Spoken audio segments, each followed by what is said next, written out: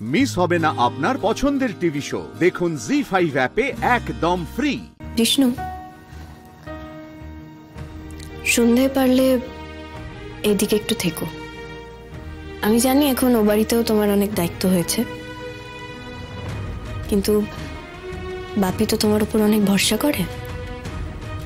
বাপির পাশে একটু থেকো আজকে, শেষবারের মতন এই অনুরোধটা করলাম। আসি।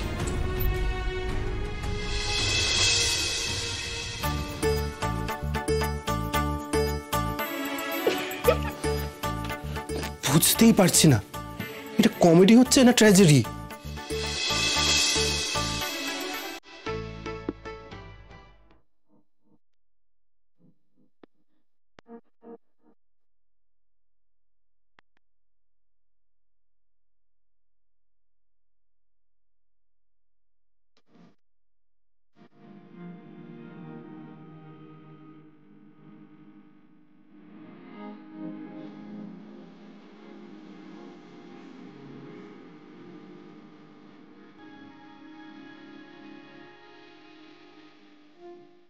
কিরে মেঘ, এখানে প্রেস মিডিয়া ফ্ল্যাশ লাইট কিছু নেই, তাই জন্য নিজের গায়ে হলুদে তুই হাসবিও না?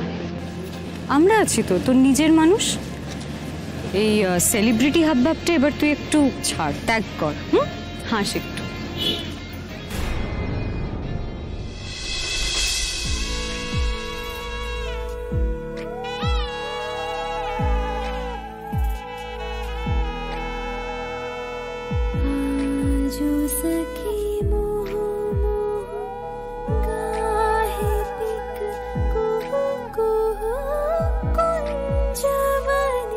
কষ্ট হচ্ছে নীল, বড্ড কষ্ট হচ্ছে। মিনির হাতে তোমাকে দেওয়া হলুদের দাগ দেখে আমার বুকের ভেতরটা মুচড়ে উঠেছিল। কেন বলতো নীল, কেন হয়ে গেল আমাদের জীবন এরকম? কেন তুমি আজকের এই ম্যাচিউরিটি সেদিন দেখাতে পারলে না? কেন হলুদ এত অবিশ্বাস করেছিলে আমাকে? কেন এত তিক্ততার জায়গায় চলে গেল আমাদের সম্পর্কটা, যেখানে দুজনকেই দুজনের থেকে 1000 মাইল দূরে সরে যেতে হলো? কেন যাকে তুমি সব নিয়ম নীতি উড়িয়ে দিয়ে বিয়ে করলে ওইভাবে, তাকে তুমি কেন সেই ভাসিয়ে দেওয়া ভালোবাসাটাই রাখতে পারলে না? আমি তো তোমার ভালোবাসাতেই আমার ঘর খুঁজে নিয়েছিলাম, আমার আশ্রয়। তুমি কেন সেই ঘরটা ছাড়খাড় করে দিলে নীল? শ্রাবণী, ওই যে হলুদের সাথে ছেলের বাড়ি থেকে বাটিটা দেয়।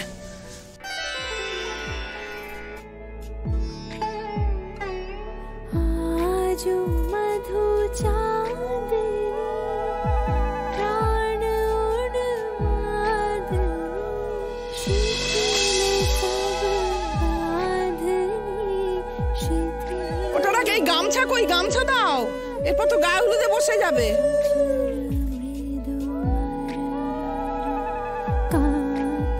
শোনো, বেশি হলুদ দিও না কিন্তু, ওবেলা আবার সাজুগুজুতে বসবে, বিউটিশিয়ানের রাগারাগি করবে। নাও দাও।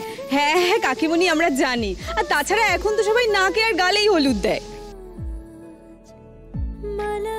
পিসিমশাই, আপনি মেয়েকে হলুদ লাগাবেন না? না না, এসব মহিলাদের আছে, আমি ওখানে কি করব? ময়ূরী, তুমি অন্তত বোনকে একটু হলুদ লাগাও। হ্যাঁ দেখি।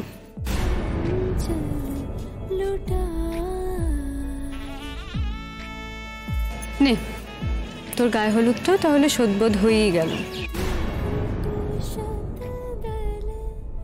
না, এবার হলুদ দাও, তোমরা সবাই মিলে দাও, চলো।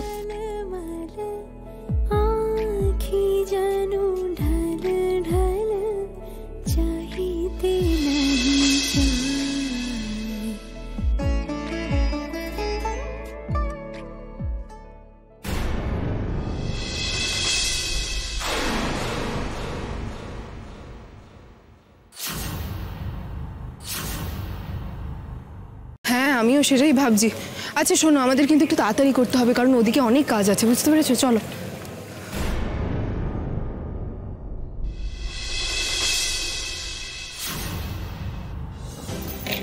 চিনতে পারছো ম্যাডাম?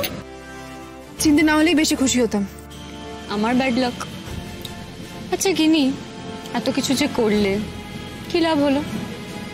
আমাকে দেখো, কিছুই তো করতে পারলে না, দিব্যি সুন্দর ঘুরে বেড়াচ্ছে। আমার বিশ্বাস তোমার এই সুখের দিন খুব ক্ষণস্থায়ী।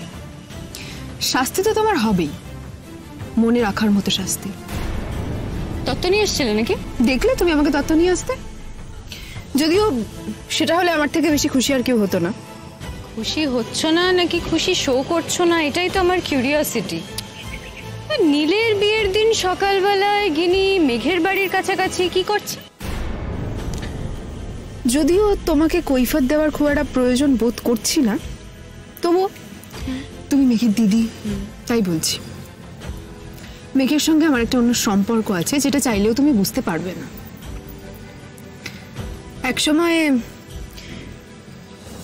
রূপ নামে মানুষ দেখতে একজন পিশাচ, তোমার বন্ধু, আমাকে প্রাণে মেরে ফেলার চেষ্টা করছিল। তখন মেঘ আমাকে বাঁচিয়েছিল। আর যে প্রাণে বাঁচায় তাকে ঠিক কি বলে আমি জানি না। ও আমার কাছে বন্ধুর থেকে অনেক বেশি। আমি শুধু এইটুকু জানি যে আমি বাকি সারাটা জীবন জুড়ে মেঘের পাশে থাকবো সবসময়। আজকে মেঘের বিয়ে, তাই আমার দাদার বিয়ে হোক আর যাই হোক, মেঘের কাছে আমি আসবো না এটা তো হতে পারে না, তাই না? আজকে আসি, আর তোমার সঙ্গে দেখা হবে খুব শিগগির। আর কোথাও না হোক ঘুরতে চলো জিষ্ণু।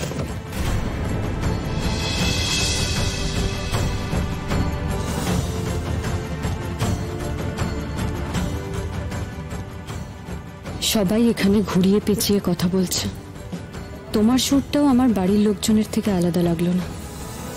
আদালতে দেখা হলে তো ঠিক আছে গিনি, কিন্তু যদি আজ সন্ধ্যায় এখানেই দেখা হয় তবে কি হবে আমি জানি না। কারোর তো তাহলে আজ শেষ দিন হবেই।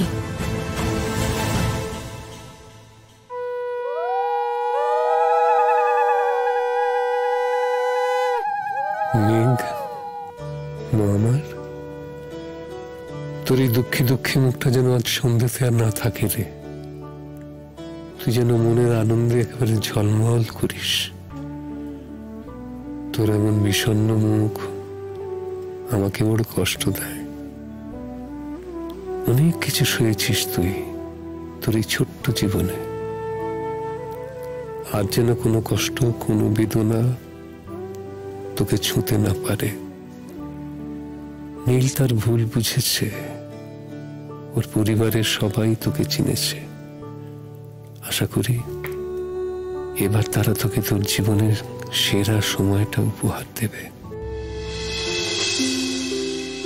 আমি জানতাম তুমি এটাই পড়বে। কি করে? তুমি যে নীলকে তোমার সবটুকু দিয়ে গ্রহণ করেছো।